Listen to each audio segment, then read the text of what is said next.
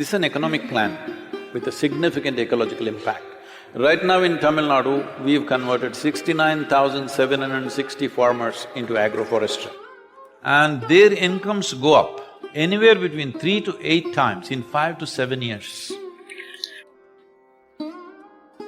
But the most important thing is, it's lucrative for the farmer and his hands are free. He doesn't have to go and mess with it every day. He can do various other things. This human resource can be used in many different ways. So, the most important thing is, we need to move people away from this 3-month, 4-month agriculture into long-term agriculture. Otherwise, they will all sell their lands and real estate and nonsense will happen. If land has to remain in the hands of the farmer, you have to go for long gestation period crops. So a whole lot of people are going for coconut, but how much coconut will you grow? How much horticulture will you do? There's only that much because most of the Tamil people don't eat fruit. They don't, pongal. Appadithane? Pongal, daily pongal eating, they don't like fruit, they don't like all that, they like pongal. All right. I like pongal. You like pongal too. So, because we have learnt how to mix these three things, pungence, sourness and salt, we can produce magic out of it. You go to the local village, into the poorest home, with little tamarind, chili and salt, he makes magic. After that, you don't want to eat anything. You want to lick it dry because it's like that, you can't stop. So because of this, fruit consumption, if we have to increase, we have to start a whole campaign. It's not going to just happen overnight. If you just grow fruit, it'll go waste. Otherwise, it must be of that quality that you can send it elsewhere. There are many issues to this. Agroforestry is a best thing we can go into because there is immediate consumption for that. Some part of it can go into horticulture, but the important thing is, land should come under shade. Every 10,000 trees will augment about 39 million liters of water. So when we talk about this 242 crore trees, what it means is, it can sequester anywhere between 9 to 12 trillion liters of water. To give you a perspective, right now Kaveri river that is flowing, the total volume of water in the Kaveri river is 21.2 trillion liters. We are estimating in 12 years if we can do it, if the government gives an incentive to switch. We are asking for an incentive from both the governments. Right now, 4 states are going aggressively with Rally for Rivers recommendations. They are planting crores of trees on the riverbanks, they're doing that work. But we must understand results will come after 8, 10 years, not now. It slowly happens. If you want results, that's how it is, there is no magic wand for this. So, I met the environmental minister in the center, the Jal Shakti minister, and we are talking to the Niti Aayog and the 2 governments here. But without incentives, we won't be able to shift in a major way. We are preparing to start mega nurseries all over the place and raise fund for this 242 crore trees.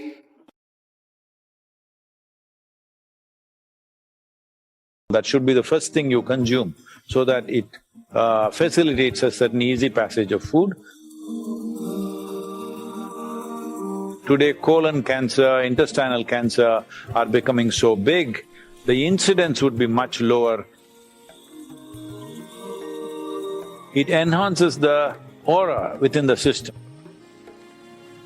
Sonia from Jodhpur says that, ghee has always been an integral part of our food traditionally.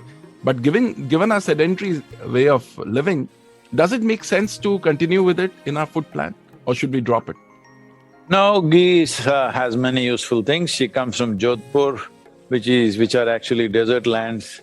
In a place like that, ghee is very, very important because if there is… ghee has this capability. Normally, we must understand this. Today, we are mixing it with so many things, ghee and sugar, ghee and carbs and everything. Otherwise, generally, traditionally, ghee was always eaten as the first mouthful.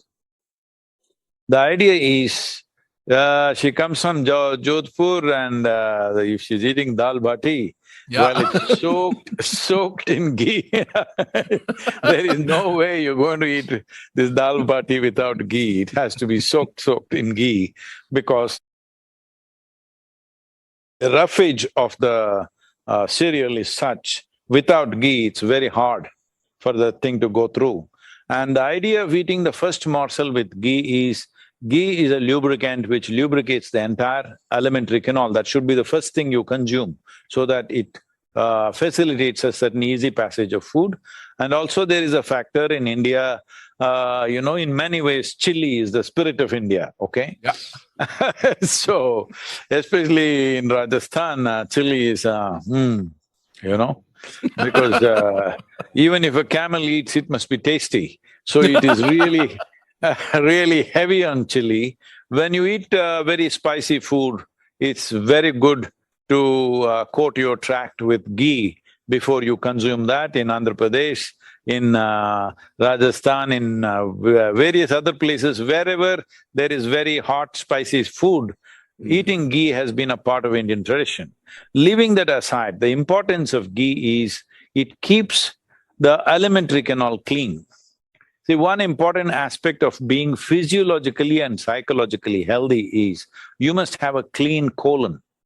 If you go to an Ayurvedic doctor or a Siddha Vaidya, if you have any kind of problem, even if you say you're mentally disturbed, first thing that they do to you is you have sleepless nights, first thing they do to you is to purge you. Because a clean colon is vital for all these things. So one who consumes ghee in a proper manner, that person's colon will always be clean because nothing sticks there, nothing stays there for long periods of time. Today, colon cancer, intestinal cancer are becoming so big. I would say it is not that you can prevent this absolutely, but the incidence would be much lower if there is a certain amount of consumption of ghee. And the ghee must be of the right quality. I don't know what commercial ghees that people are eating today, but if it is properly made from cow's milk or even buffalo's milk, if the ghee is made, it has many important benefits. One particular benefit is that it… this is because you are saying it's an Ayurvedic conference, I think I can take the liberty of saying this. It enhances the aura within the system. The cellular aura will go up and you will have a higher sense of aliveness in the system, which becomes visible in the way you are to people. It's not just by eating ghee. At the same time, if you eat ghee and carbohydrates together, if you ghee and sugar together, then it adds as fat. But if you eat just ghee or just with a small morsel of food that you eat ghee in the beginning, then it works more as a lubricant. Body's ability to digest ghee is very low when ghee goes in by itself. But when it is mixed with something else and goes, it tends to add fat. So in terms of sedentary life the question had, the sedentary life issue, that is relevant only when you're mixing it with sugar and carb. Otherwise, ghee does not make you fatten up in any way. It works more as a lubricant in the alimentary canal.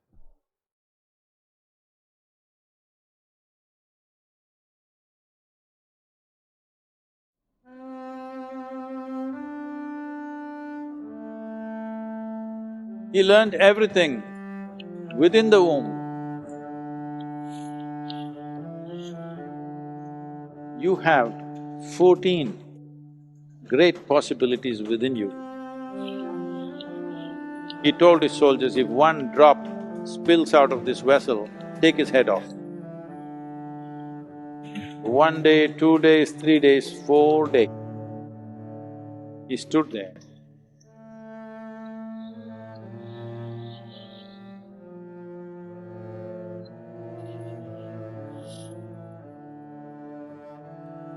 There was a sage a profound sage.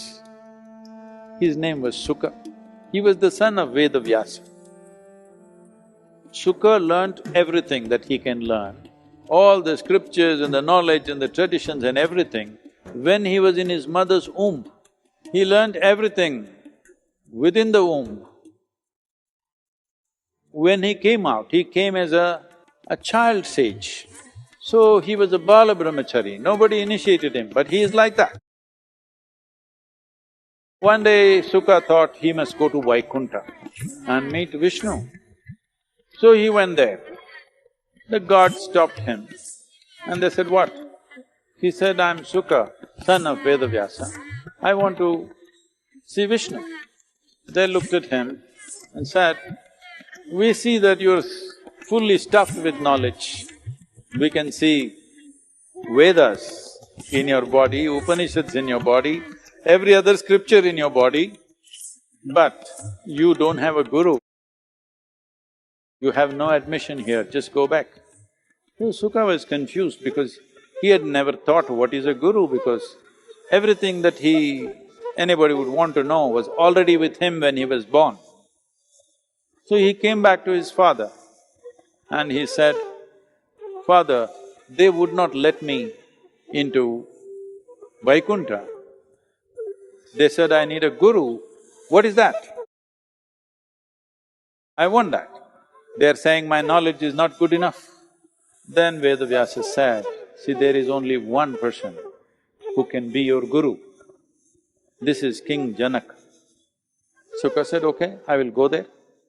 And then he went. He went there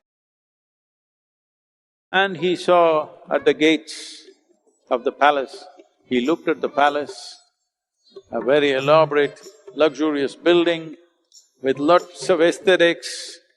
He said, "This is not a place where my guru can live. This looks too luxurious and not right for a spiritual person." So he turned back. Went again asked his father.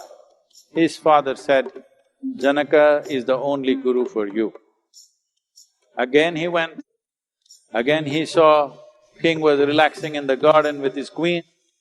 He said, "Oh, this is not the man," and he went. Like this up and down trips happened 12 times. Then the 13th time, Vedavyasa said, "See, you have 14 great possibilities within you. 12 you have wasted in these 12 trips. There are just 2 more, it's up to you." So Sukha went to the palace gates. He did not like the opulence of the palace, the way people were all well-dressed in silks. He didn't like that. He said, "This is not a spiritual place." But because his father had warned him, there are just 2 more left. If you lose that, you lost everything. So he went in. So he said, "I want to see the king." First thing he was expecting, Sukha, the son of Vedavyasa, when he comes, the king will come and receive him. Nobody came. Then he came and requested, "I want to meet the king." So Janaka inquired, "Where is he standing?"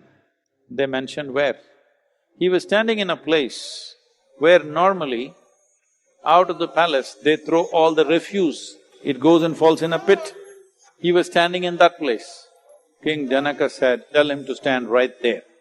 He stood there. As evening came, the day's garbage, they started throwing it out. So he stood there, 1 day, 2 days, 3 days, 4 days. He stood there, a heap of garbage covered him, but he just stood there. Then King Janaka asked, "What's happening?" They said, "He's standing right there." He said, "Ask him to wash up, give him some fresh clothes and bring him here." So that was done and then he went in front of Janaka. Janaka said, "See, in honor of your arrival, I have organized a whole lot of celebration and festivities, lot of things happening around here. Go and enjoy yourself, but just carry this vessel with you." The vessel was full of milk to the very brim. He said, "Carry this vessel with you and just what we have organized in your honor, please enjoy the festivities and come back. So Sukha carried this vessel and went. It's too full. He said, he told his soldiers, if one drop spills out of this vessel, take his head off. So when your head is in question, you walk carefully.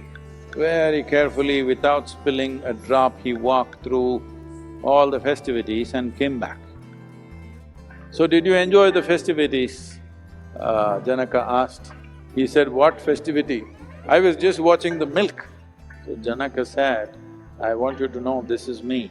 Just to see that the milk doesn't spill, you needed so much attention. Keeping my connection with the divine, it needs lot more attention, but still, look at me, I'm still involved with everything around me. You are still in a place, if you focus on one thing, the other thing won't happen to you. So you need to work. And he took him as a disciple. A man who was considered by everybody as a celebrated born sage, born as a sage. But he needed this because one thing is to withdraw, to connect with the deepest core of who we are, at the same time to be able to be active.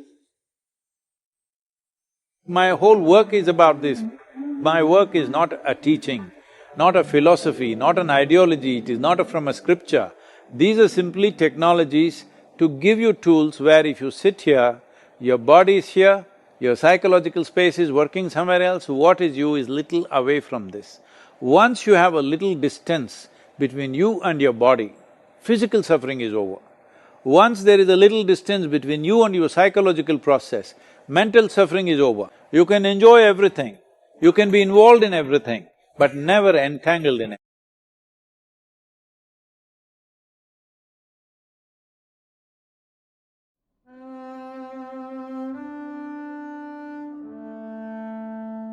Probably there's nobody in the country who doesn't know about Ramdev, we will leave him alone. But what Acharya ji has created in this country, in the form of this Patanjali brand, in a matter of just about probably 12 years or 13 years, it's become one of the biggest brands in the country, bringing a totally new dimension to India's business. Over $2 billion business, and see, he's the CEO, look at him.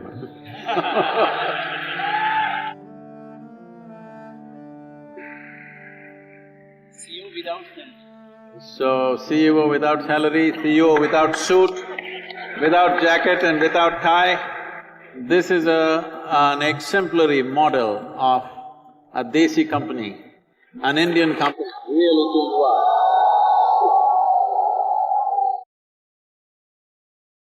It is something that the business community in the world, particularly in India, has to learn, that with such simplicity, but with absolute devotion towards what you're creating, what can be created is so phenomenal.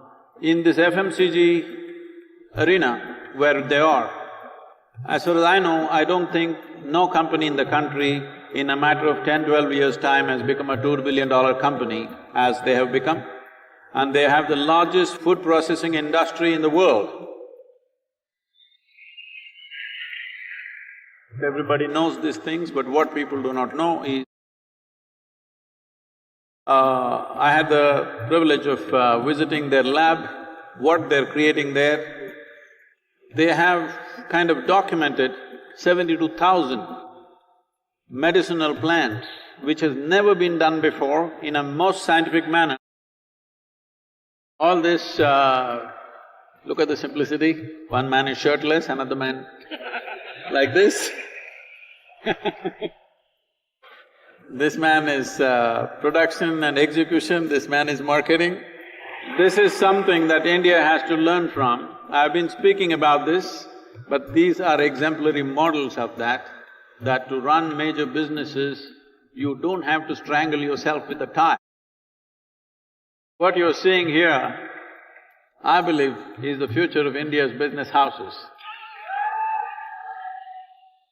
I'm taking the liberty of inviting Acharya Balakrishna ji. This year it's all fixed up, but 2019, the Insight, which is a business meet, where we have had people like Ratan Tata, Narayan Murthy, K.B. Kamath and many others. Almost all the top corporate leaders have been here. Next year, he's coming here as the corporate leader.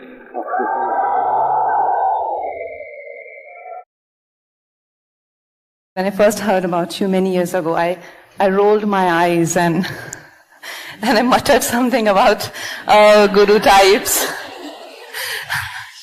And until few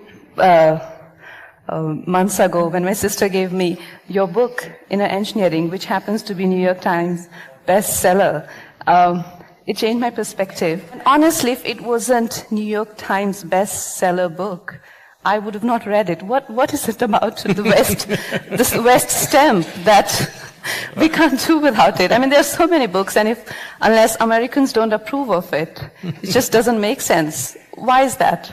So we've still not gotten out of that Firong syndrome. It has to come from there. Today, why do you think so many people are talking about yoga? The yoga they're talking about in India is largely a rebound from the American coast. They're not talking about the yoga that is here. This is the source of yoga. That brings to me a question about our roots ingrained in yoga and spirituality. But where has it got us as a nation, as a country, as a continent? But let's understand this very clearly. Here we always focused on individual development. Because without creating great human beings, there is no great nation, there is no great culture, there is no great world. World, nation, society, these are just words. It's just you and me. What kind of people we are, that's the kind of society, that's the kind of nation, that's the kind of world we will live in. So we always focused on individual development. In this we produce stellar human beings, absolutely fantastic human beings for thousands of years, who created a fantastic culture. Sadhguru, these days, the common discussion which is going on is again about the refugees. They are coming in millions and millions and millions, where our own are starving. We are trying to project our inefficiency as compassion. I don't like that. We don't know how to man our borders, but we are talking about compassion. That's not the truth. When somebody comes to the nation's door because they are violently persecuted somewhere, we should treat it differently. After all, they are human beings. But for economic well-being, people are daily porous borders, people are going across here and there. We need to do something about it. If you just allow people and give them ration cards and identity cards simply without any accounting, this is going to be a disaster. This will lead to all kinds of problems in future. You cannot run a nation without knowing who is in this country. If you want to be really inclusive, we can make the two countries into one.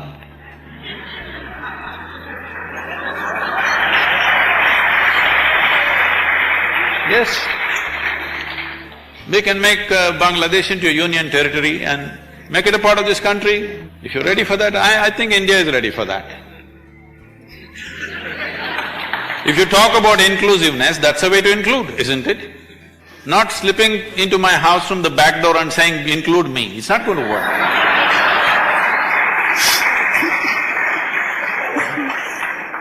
Okay, now we'll move to your favorite topic.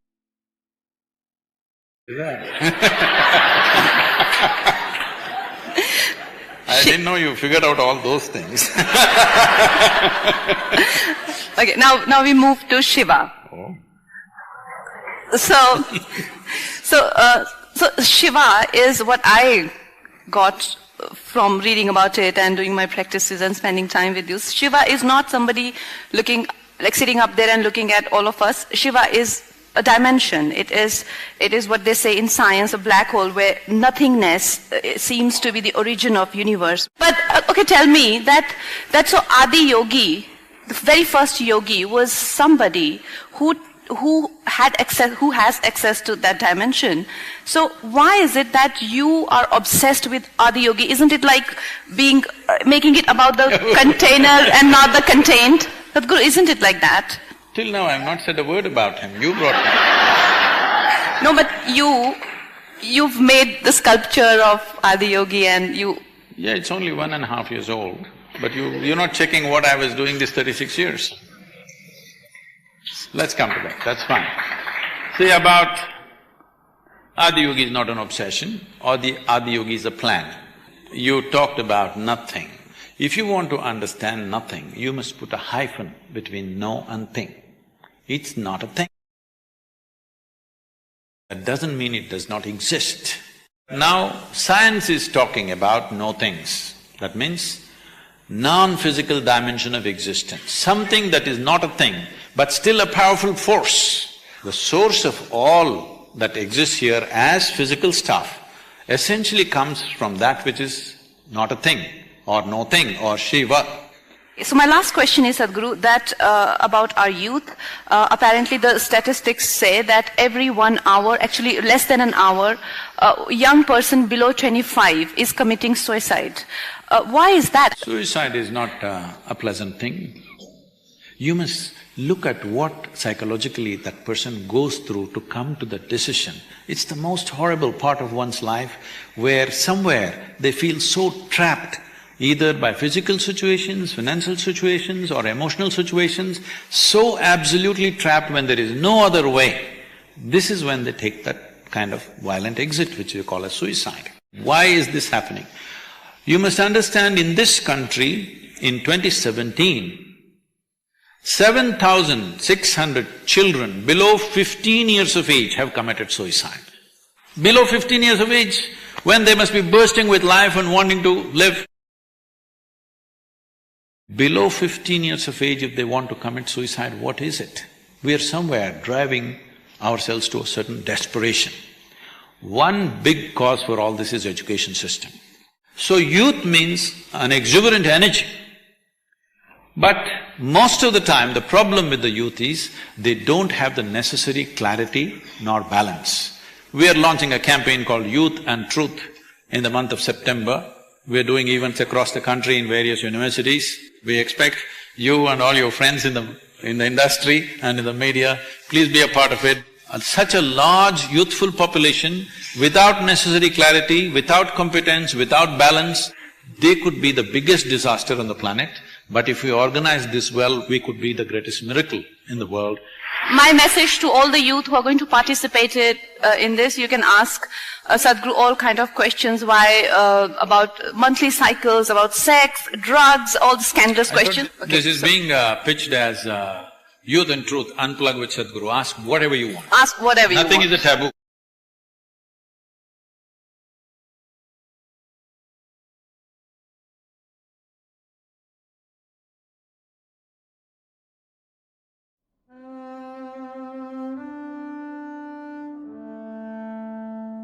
Language is a kind of a conspiracy between two people. When we speak in English, some who do not understand English language, they're sitting like this because they're left out of the conspiracy.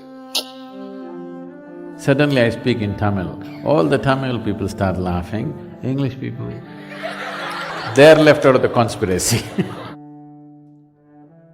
because it is a conspiracy, it's a widespread conspiracy, so you don't think on those terms. Suppose all of you know one language, just me and one more person know another language, and I start speaking in that language, all of you… What's happening? Conspiracy, isn't it? Sound is the substance of creation.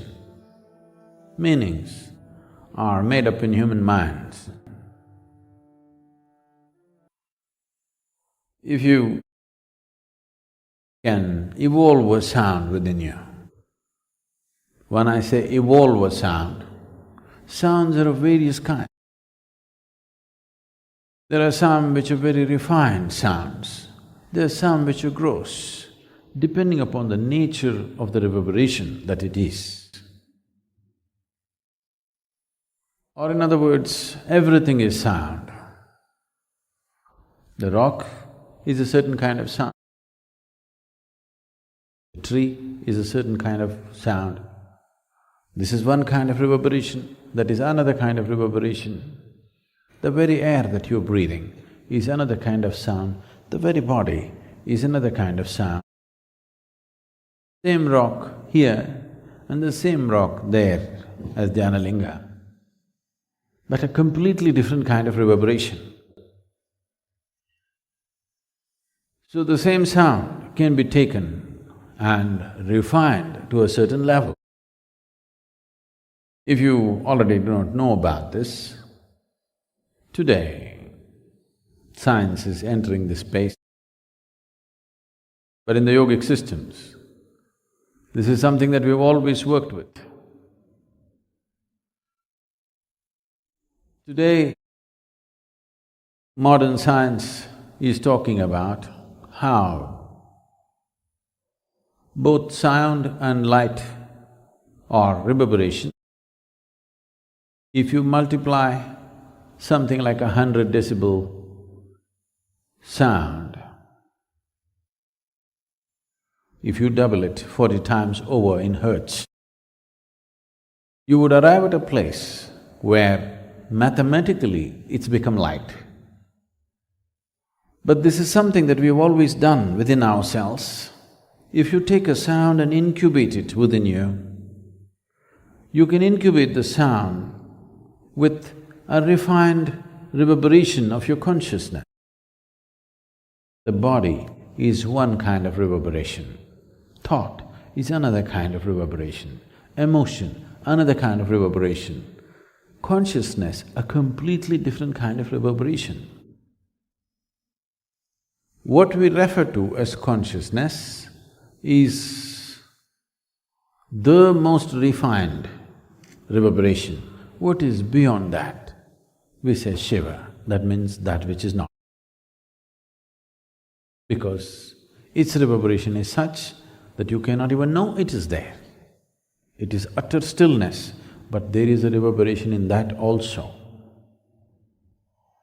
Now, if you take a sound into you and if you can incubate it in your consciousness, this sound can slowly be transformed into light.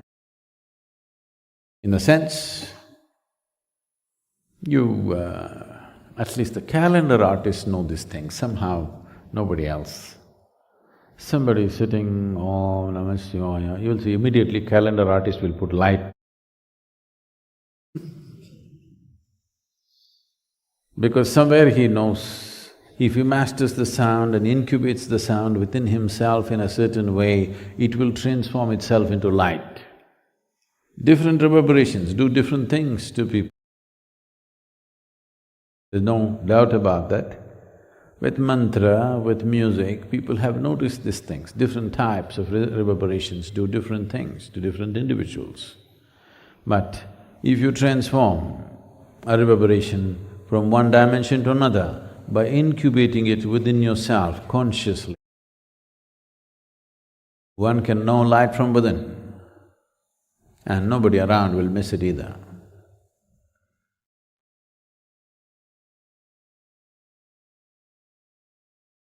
Well, if you made it here, it shows you're ready to change. You're done with running. This kind of attention is rare, it's precious.